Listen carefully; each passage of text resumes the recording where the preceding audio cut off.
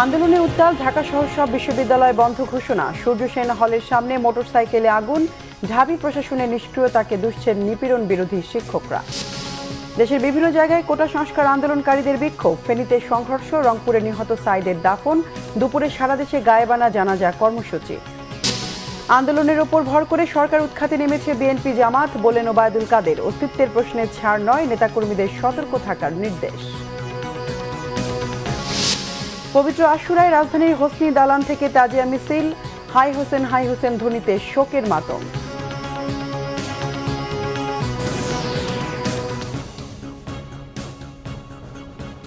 দেখছিলেন সংবাদ শিরোনাম, এবার বিস্তারিত সংবাদ। চলমান পরিস্থিতি বিবেচনায় অনির্দিষ্টকালের জন্য বন্ধ ঘোষণা করা হয়েছে ঢাকা বিশ্ববিদ্যালয়। সন্ধ্যা ৬টার মধ্যে হল খালি করার নির্দেশ দেয়া হয়েছে। এদিকে শাহবাগ থানায় আটকে রাখা সাধারণ 2 শিক্ষার্থীকে ছাড়িয়ে এনেছে বৈষম্য ও নিপীড়ন বিরোধী শিক্ষক সমাজ। থানার বাইরে এসে আটক শিক্ষার্থীরা জানান, সারা রাত আটকে মানসিকভাবে নির্যাতন করা হয়েছে।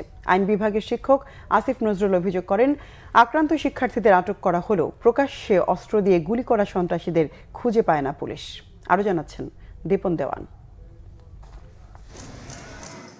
বিশ্ববিদ্যালয় মঞ্জুরি কমিশনের বন্ধ ঘোষণার পর বুধবার সকালে ঢাকা বিশ্ববিদ্যালয়ের বিভিন্ন হলের শিক্ষার্থীদের হল ছাড়তে দেখা গেছে। তবে বেশিরভাগ হলই এখন বৈষম্য বিরোধী শিক্ষার্থীদের দখলে রয়েছে। সূর্য সেন হলের সামনে একটি মোটরসাইকেলে অগ্নিসংযোগ করা হয়। কিছুক্ষণ পরপর বিভিন্ন হল থেকে মিছিল নিয়ে ক্যাম্পাসের বিভিন্ন জায়গায় মহড়া দেয় কোটা সংস্কার আন্দোলনের শিক্ষার্থীরা। হলগুলো ভ্যাকেন্ট করা হবে, এটা তো কোনদিন হতে পারে না।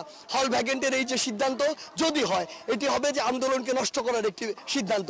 কিন্তু আমরা তো একটি যৌক্তিক আন্দোলন করছি, তাহলে একটি বিশ্ববিদ্যালয়ের প্রশাসন কিভাবে এই আন্দোলনে প্রশাসনিকভাবে বাধা দিতে পারে? যে সন্ত্রাসী আক্রমণ হয়েছে গত কয়েকদিন ধরে, এটার সাথে যারা রিলেটেড ছিল সবাইকে হল থেকে বের করে আমরা আমাদের হল প্রশাসন প্রবর সহ সবার সাথে বৈশা আমরা একটা সিদ্ধান্ত নিচ্ছি যে আমাদের ক্যাম্পাসে আমাদের হলে আমরা কোনো সন্ত্রাসী থাকতে দেবো না, কোনো ছাত্র রাজনীতি থাকতে দেবো না। প্রশাসন, হল প্রক্টর, ভিসি, প্রভোস্ট সবাই হাতে চুরি করে বসেছিল, কেউ করে পদক্ষেপ নেয় নাই। আজকে যখন শিক্ষার্থীরা একত্রিত হয়ে এই সন্ত্রাসী টোকাইদেরকে ক্যাম্পাস থেকে ছাড়া করেছে, তখন এরা দালালি করতে আসছে। আগে প্রশাসনকে খুঁজে পাওয়া যায় নাই। এরা যদি ছাত্রলীগ হয়ে থাকে, এদের কাছে আগ্নেয়াস্ত্র আসে কোত্থেকে? এরা আগ্নেয়াস্ত্র নিয়ে সাধারণ ছাত্রদের উপরে হামলা করে কিভাবে? পুলিশ কি এগুলো দেখে না? এদিকে ঢাকা বিশ্ববিদ্যালয় বন্ধ ঘোষণা করা হবে কিনা এ নিয়ে সকাল 10টায় ভিসি কার্যালয়ের সিন্ডিকেটের সভা হয়। সেখান থেকে কোনো সিদ্ধান্ত না হওয়ায় পুলিশ ও বিজিবি পাহারায় ভিসি ভবনের 2য় দফা আবারও বৈঠকে বসে সিন্ডিকেট সভা। দীর্ঘ বৈঠক শেষে বিজ্ঞপ্তি দিয়ে জানিয়ে দেওয়া হয় ঢাকা বিশ্ববিদ্যালয় অনির্দিষ্টকালের জন্য বন্ধ। অন্যদিকে মঙ্গলবার সমাজবিজ্ঞান বিভাগের 2 শিক্ষার্থীকে আটক রাখার খবর পেয়ে মিছিল নিয়ে শাহবাগ থানায় যায় বৈষম্য ও নিপীড়ন বিরোধী শিক্ষক সমাজ। এক পর্যায়ে শিক্ষকদের একটি প্রতিনিধি দল থানার ভিতরে গিয়ে ছাড়িয়ে আনে 2 শিক্ষার্থীকে। এ সময় আটক শিক্ষার্থী জানান, বিনা অপরাধে থানায় আটকে রাখা হয় তাদের। ডিএমসিতে রাতের অন্ধকারে নিয়ে গেছে, নিয়ে যে সেখানে কারোর সাথে কোনো কথা বলার যোগাযোগ সুযোগ রাখে নাই। তো আমি এক সুযোগে ওখানকার যে ডাক্তার ছিল তাকে ইশারা দিয়ে একটা নাম্বার, আমার ফ্যামিলি একটা নাম্বার দিয়ে রাখলাম। তারপরে আমাকে এখানে নিয়ে আসা হয়। সেখান থেকে আমি যে এখান থেকে বের হয়ে আসতে পারছি, এটাই অনেক বেশি। টিচারদের প্রতিও অনেক রেসপেক্ট। 2টা ছাত্রকে কোনো রকম যোগাযোগ করতে না দিয়ে এরকম অভিযোগে আটক করে রাখা, এটা অনেক বড় একটা মেন্টাল টর্চার। তো আমরা মনে করি যারা গুলি করে, যারা মানুষ মারে, তাদেরকে পুলিশ গ্রেফতার করতে পারে না, যারা আক্রান্ত হয় তাদেরকে পুলিশ গ্রেফতার করে। এটাই হয়ে গেছে বাংলাদেশের চেহারা। মঙ্গলবার ঢাকা বিশ্ববিদ্যালয়ে শিক্ষার্থীদের উপর হামলার প্রতিবাদে অপরাজেয় বাংলার সামনে প্রতিবাদ সমাবেশ করে বৈষম্য ও নিপীড়ন বিরোধী শিক্ষক সমাজ। শিক্ষার্থীদের উপর হামলার জন্য ঢাবি প্রশাসনকে দায়ী করেন শিক্ষকরা। দায়িত্ব পালনে আপনারা সম্পূর্ণ ব্যর্থ হয়েছেন। আজকে এখানে আমরা যারা নিপীড়ন বিরোধী শিক্ষকরা উপস্থিত হয়েছি, আমাদের সবার পক্ষ থেকে এই বিশ্ববিদ্যালয়গুলোর প্রশাসকদের এবং বাংলাদেশের সরকারের প্রতি ধিক্কার জানাই। যেইভাবে ছাত্রদের উপর নিপীড়ন নির্যাতন চলছে, শিক্ষক হিসাবে, দেশের একজন নাগরিক হিসাবে, অভিভাবক হিসাবে কারো পক্ষে নেওয়া সম্ভব না। দীপন দেওয়ান, বাংলা ভিশন, ঢাকা। ঢাকা বিশ্ববিদ্যালয় এলাকা নিরাপত্তা জোরদার করা হয়েছে। দর্শক উপাচার্যের বাসভবনের সামনে আছেন সহকর্মী শুভ মাহফুজ। সরাসরি কথা বলবো তার সাথে। শুভ, ক্যাম্পাসের নিরাপত্তায় কি কি ব্যবস্থা নেওয়া হয়েছে? আপনি জানেন যে ইতিমধ্যেই বিশ্ববিদ্যালয়ের যে সিন্ডিকেট সভাটি সকাল 10টায় অনুষ্ঠিত হয়েছে, সেই সভা থেকে কিন্তু সন্ধ্যা 6টার মধ্যে বিশ্ববিদ্যালয়ের হল ছাড়ার নির্দেশনা দেওয়া হয়েছে। পাশাপাশি সকল ধরনের একাডেমিক কার্যক্রম বন্ধের ঘোষণা করা হয়েছে, সেটি অনির্দিষ্টকালের জন্য। আমরা এই মুহূর্তে ঢাকা বিশ্ববিদ্যালয়ের ভিসির বাসভবনের সামনেই রয়েছে। এখানে আমরা দেখতে পাচ্ছি শিক্ষার্থীরা এখানে আন্দোলন করছে এবং তারা স্লোগান দিচ্ছে যে ক্যাম্পাসের ভিতরে, তাদের ক্যাম্পাসের ভিতরে কেন বিজিবি মোতায়েন করা হয়েছে, পুলিশ মোতায়েন করা হয়েছে এবং র্যাব মোতায়েন করা হয়েছে, সেটার প্রতিবাদে তারা স্লোগান দিয়ে যাচ্ছেন এবং তারা যেটি বলছেন যে তাদেরকে হল ছাড়ার নির্দেশনা দেওয়া হলেও তারা দাবি না মানলে, অর্থাৎ তাদের যে যৌক্তিক দাবি, সেই দাবি না মানলে তারা কিন্তু হল ছেড়ে যাবে না, এমনটাই ঘোষণা দিয়েছেন তারা। এবং সেই ঘোষণাকে আনুষ্ঠানিক স্লোগানগুলো তারা দিয়ে যাচ্ছে। আমরা এখানে একেবারে 11:30 অবস্থান করছি। আমরা বিজিবি খুব সতর্ক অবস্থানে রয়েছে। বিপুল সংখ্যক পুলিশ সদস্য, র্যাব সদস্য এবং বিজিবি সদস্যরা বিসির বাসভবনের দুপাশে অবস্থান করছে এবং তারা যেটি বলছে যে একটি সূত্রে আমরা জানতে পারছি যে ভাইস চ্যান্সেলর তথা ভিসিকে নিরাপত্তা দেওয়ার জন্য তাদের দাবিকে অন্যদিকে নিয়ে যাওয়ার জন্য তাদের এই এখানে প্রশাসনকে নিয়ে আসা হয়েছে এবং তারা আরেকটি এখানে প্রশাসনকে নিয়ে আসা হয়েছে এবং তারা আরেকটি অভিযোগ তুলছে যে যে কোনো সময় ছাত্রলীগ তাদেরকে উপর হামলা চালাতে পারে এবং সেই হামলা সহযোগিতা করতে পারে প্রশাসন। এই ধরনের অভিযোগগুলো তারা কিন্তু এখানে নিয়ে এসেছে। আমরা আন্দোলনকারীদের ধন্যবাদ আপনাকে। প্রয়োজনে আবারও যোগাযোগ করব। আন্দোলনরত শিক্ষার্থীদের ওপর হামলার প্রতিবাদ ও কোটা সংস্কারের দাবিতে দেশের বিভিন্ন জায়গায় আজও অবস্থান কর্মসূচি পালন করছে শিক্ষার্থীরা। বিভিন্ন জায়গায় হামলা ও সংঘর্ষে আহত হয়েছে বেশ কয়েকজন। ফেনী শহরের 0 পয়েন্টে আন্দোলনকারী ও ছাত্রলীগের সাথে সংঘর্ষে পুলিশ সহ আহত হয়েছেন অন্তত 20 জন। সাধারণ শিক্ষার্থীদের অভিযোগ, সকাল থেকে আন্দোলনকারী শিক্ষার্থীদের শহরে প্রবেশ করতে বাধা দেয় ছাত্রলীগের নেতাকর্মীরা। শহরের ট্রাঙ্ক রোড এলাকায় সাধারণ শিক্ষার্থী দেখা মাত্র ব্যাগ তল্লাশি করে মারধর করে শহীদ মিনারের ভেতরে নেন তারা। এদিকে বেলা 12টার দিকে আন্দোলনকারী শিক্ষার্থীরা শহরের বড় মসজিদ এলাকা থেকে একটি মিছিল দোয়েল চত্বর এলাকায় পৌঁছলে তাতে অতর্কিতভাবে ইটপাটকেল নিক্ষেপ করে লাঠিপেটা করে ছাত্রলীগ।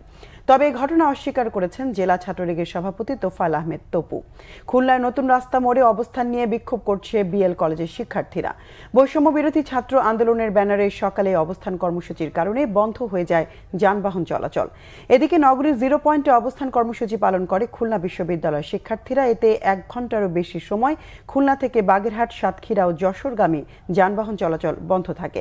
এদিকে চলমান পরিস্থিতি নিয়ন্ত্রণে অনির্দিষ্টকালের জন্য বন্ধ ঘোষণা করা হয়েছে জাহাঙ্গীরনগর বিশ্ববিদ্যালয়। শিক্ষার্থীদের হল ছাড়ার নির্দেশ দেওয়া হয়েছে। প্রতিবাদে সিন্ডিকেট সদস্য সহ ভিসিকে তার কার্যালয়ে অবরুদ্ধ করে রাখে শিক্ষার্থীরা। অনির্দিষ্টকালের জন্য বন্ধ ঘোষণা করা হয়েছে চট্টগ্রাম বিশ্ববিদ্যালয়ও।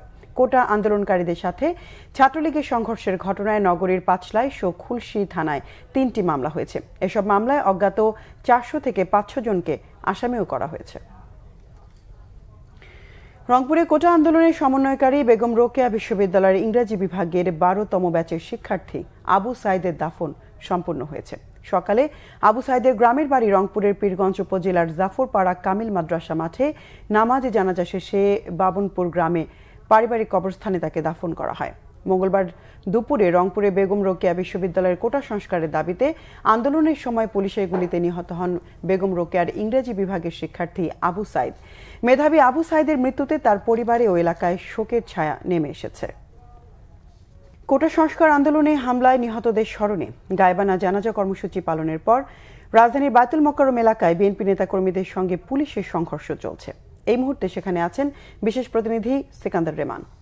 রেমান, এই মুহূর্তে বায়তুল মোকাররম এলাকার সবশেষ পরিস্থিতি আমাদেরকে জানাবেন। জি, বায়তুল মোকাররম মসজিদে দক্ষিণ গেট এবং উত্তর গেটে কিন্তু আমরা দেখেছি বেলা 12টার পর থেকে পুলিশ তল্লাশি শুরু করে এবং শুধুমাত্র যারা মুসল্লি তাদের চেক করে তারা কিন্তু জোহরের নামাজের জন্য ভিতরে প্রবেশের অনুমতি দেয়।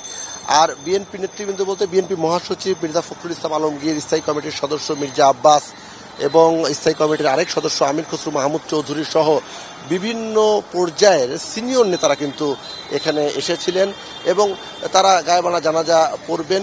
কিন্তু রাস্তায় গায়েবানা জানাজার কর্মসূচি থাকলেও মূল ফটকের ভেতরেই কিন্তু গায়েবানা জানাজা তারা পড়েছেন এবং জানাজার শেষে যখন বিএনপি মহাসচিব এই ফটক দিয়ে বের হয়ে আসেন তখন তার সঙ্গে যে বিএনপি নেতাকর্মীরা ছিলেন তারা বিভিন্ন দাবিতে স্লোগান দেয়। বিশেষ করে কোটা সংস্কার আন্দোলন করতে গিয়ে গতকালকে যে 6 জন মারা গিয়েছেন তাদের সুষ্ঠু বিচার তারা দাবি করেন। এ সময় কিন্তু তারা মিছিল এখানে এই পল্টনের এই রাস্তা দিয়ে মিছিল শুরু করে এবং এখন আপনার সঙ্গে যখন কথা বলছি তখন কিন্তু আমরা একটা ককটেলের বিস্ফোরণ শুনলাম। কিছুক্ষণ আগেই কিন্তু তখন পুলিশ কিন্তু এই যারা নেতাকর্মী ছিল তাদেরকে ছত্রভঙ্গ করে দেয় এবং টিয়ার শেল এখানে নিক্ষেপ করা হয় এবং পুলিশের পক্ষ থেকে যে বিষয়টি বলা হয় তা হচ্ছে কোনো ধরনের রাজনৈতিক কর্মসূচি এখানে তারা করতে নিষেধ করেছেন, কারণ তাদের কাছে গোয়েন্দা তথ্য ছিল যে রাজনৈতিক কর্মসূচির আড়ালে এখানে ভিন্ন কিছু হতে পারে, নাশকতা ঘটতে পারে। ফলে কোনো স্বাভাবিক দিনের মতোই এখানে তারা যান চলাচল স্বাভাবিক রাখার জন্য কাজ করছিলেন, কোনো রাজনৈতিক কর্মসূচি তারা এখানে হতে দেবে না বলে পুলিশ আমাদেরকে জানিয়েছেন। কিন্তু যখনই রাজনৈতিক কর্মসূচি এখানে শুরু হয় তখন তারা তাদের ছত্রভঙ্গ করে দেয় বলে পুলিশের পক্ষ থেকে আমাদেরকে জানানো হয়েছে। আর বিএনপি মহাসচিব জানাজা শেষে আমাদেরকে বলেছেন তারা নতুন কর্মসূচি দিবে এবং সেই কর্মসূচির মাধ্যমে তারা আগামী দিনে তাদের আন্দোলনকে আরও বেগবান করবে এবং ছাত্রদের আন্দোলনের বিষয়ে তারা বলেছেন এই আন্দোলনে কোটা সংস্কার আন্দোলনে তাদের নৈতিক সমর্থন রয়েছে, কিন্তু সরাসরি তারা কিন্তু এই আন্দোলনে অংশগ্রহণ করেনি। তারা নৈতিক সমর্থনের কথাটি আজকে বিএনপি মহাসচিব আমাদেরকে জানিয়েছেন। এই হচ্ছে এই বাইতুল মোকাররমের উত্তর গেট থেকে সবশেষ অবস্থা। ধন্যবাদ রেমান। দর্শক, বাইতুল মোকাররম এলাকার সবশেষ পরিস্থিতি জানলাম সহকর্মী সিকান্দার রেমানের কাছ থেকে। আওয়ামী লীগের সাধারণ সম্পাদক ওবায়দুল কাদের বলেছেন কোটা আন্দোলনের নামে সরকার পতনের আন্দোলনে নেমেছে বিএনপি জামাত। শিক্ষার্থীদের আন্দোলনের নেতৃত্ব ছাত্রদল শিবির নেতারা নিয়ে নিয়েছে। সারা দেশের প্রশিক্ষিত ক্যাডারদের ঢাকায় এনে বিএনপি জামাত গুপ্ত হত্যায় নেমেছে। এই আন্দোলনকে ঘিরে তারা লাশের রাজনীতি করতে চায়। অস্তিত্বের প্রশ্নে আওয়ামী লীগ আপোষ করবে না জানিয়ে ওবায়দুল কাদের সারা দেশের নেতাকর্মীদের প্রস্তুত থাকার আহ্বান জানান। রকুনুজ্জামানের রিপোর্ট।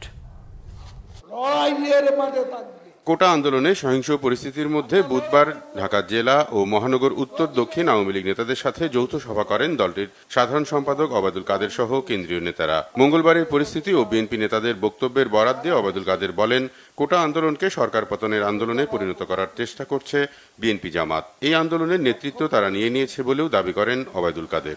এখন এই কোটা নিয়ে আন্দোলন সাধারণ শিক্ষার্থীদের আন্দোলন নেই, এখানে সরাসরি বিএনপি জামাত, ছাত্রদল, ছাত্র শিবির জড়িয়ে আন্দোলনকে সরকার উৎখাতের আন্দোলনে পরিণত করতে চাইছে। বিএনপি ক্ষমতার জন্য শিক্ষার্থীদের ঢাল হিসেবে ব্যবহার করে সরকার পতনের আন্দোলনে নেমেছে জানিয়ে ওবায়দুল কাদের বলেন অস্তিত্বের প্রশ্নে আপোষ করবে না আওয়ামী লীগ। আমাদের অস্তিত্বের প্রতি হামলা আসছে, হুমকি আসছে, এই পরিস্থিতির মোকাবিলা আমাদের করতেই হবে। কাজেই আপনারা ওয়ার্ডে ওয়ার্ডে প্রস্তুত হয়ে যান। মঙ্গলবার বেশিরভাগ স্থানে ছাত্রলীগ আক্রান্ত হলেও অনেক গণমাধ্যমে ছাত্রলীগকে আক্রান্তকারী হিসেবে দেখানোর কথা জানিয়ে গণমাধ্যমের নিরপেক্ষ ভূমিকা রাখার আহ্বানও জানান ওবায়দুল কাদের। আমরা মিডিয়ার হেডিং দেখলে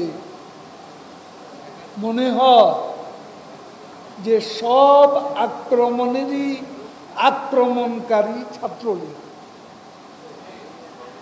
অথচ বেশিরভাগ ক্ষেত্রে খবর নিয়ে দেখবেন যে আক্রান্ত যারা হয়েছে তারাই ছাত্রলীগ। নেতাকর্মীদের ওয়ার্ডে ওয়ার্ডে প্রতিরোধ গড়ে তোলার নির্দেশনা দেন আওয়ামী লীগের সাধারণ সম্পাদক। সত্যিকার ভাবে যা। রকুনুজ্জামান, বাংলা ভিশন, ঢাকা।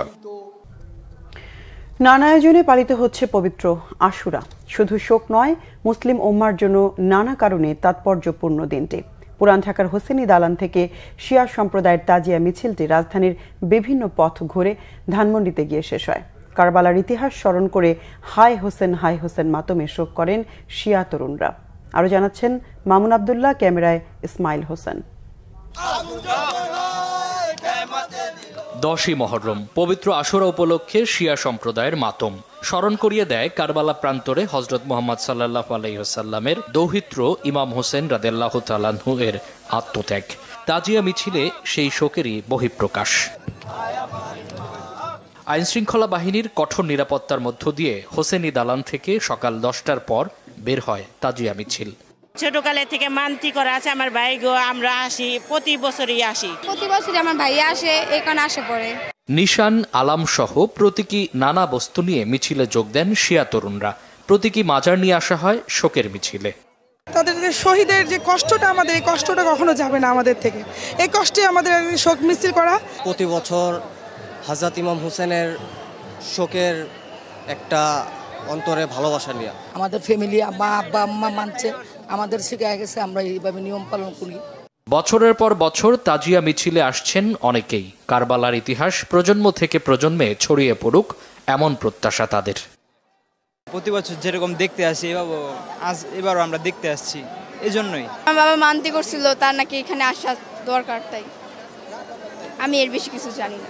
আমরা হুসাইনকে ভালোবাসি, এই কারণে আমরা শোক পালন করার জন্য আসছি। যেটা আমরা হাদিস কোরআনে পাওয়ার পরে এটা বিশ্লেষণ করার পর ভালো ভালো ওলামা ইকরামরা আসতেছেন, জ্ঞানী লোকরা আসতেছেন, এগুলো জানার পরে আস্তে আস্তে যদি এটা নিয়ন্ত্রণের দিকে আসে। এরকম জানি না, আমাদের তেমন একটা আশা হয় না, অল্পই আশা হয়। আমার আম্মু আসে, আমার নান্না থাকতে আর কি আমরা আসতাম। এটা আমাদের জন্মে থেকে এটা করা হচ্ছে, বুঝছেন? এটা একটা মানতি আছে আমাদের, এই মানতির কারণে তার জন্য আমরা এখানে আসা। ত্যাগ চাই, মরসিয়া ক্রন্দন চাহিনা, জাতীয় কবি কাজী নজরুলের সেই দীপ্ত উচ্চারণের মধ্যেই আশুরার মর্মবাণী নিহিত। কারবালার যে প্রকৃত শিক্ষা, মুসলমানদের যে আত্মত্যাগ, সেই শিক্ষা পরবর্তী প্রজন্ম পাচ্ছে কিনা সেটি নিয়ে অনেক প্রশ্ন দেখা দিয়েছে। তাই বিশেষজ্ঞরা বলছেন, ইসলামী স্কলাররা বলছেন, পরবর্তী প্রজন্ম যাতে কারবালার প্রকৃত শিক্ষা নিয়ে, আত্মত্যাগের শিক্ষা নিয়ে বেড়ে ওঠে, সেদিকে নজর দেওয়ার পরামর্শ। মামুন আব্দুল্লাহ, বাংলা ভিশন, ঢাকা। নদ নদীর পানি কমতে থাকায় দেশের বিভিন্ন জায়গায় বন্যা পরিস্থিতির কিছুটা উন্নতি হয়েছে, তবে শুরু হয়েছে তীব্র নদী ভাঙন। টাঙ্গাইলে সব নদীর পানি কমেছে। যমুনা, ধলেশ্বরীর পানি বিপদসীমার নিচ দিয়ে বইলেও ঝিনাই নদীর পানি বিপদসীমার ওপর দিয়ে প্রবাহিত হচ্ছে। বন্যার পানি কমার সাথে সাথে শুরু হয়েছে নদী ভাঙন। 6টি উপজেলার চরাঞ্চল এবং নিম্নাঞ্চলের কয়েকটি জায়গায় বাড়িঘর ও ফসলি জমি নদীগর্ভে বিলীন হয়ে গেছে। বন্ধ রয়েছে শিক্ষা প্রতিষ্ঠান। সরকারি বেসরকারি ত্রাণ সহায়তা দিতে তাকিয়ে বানভাসীরা।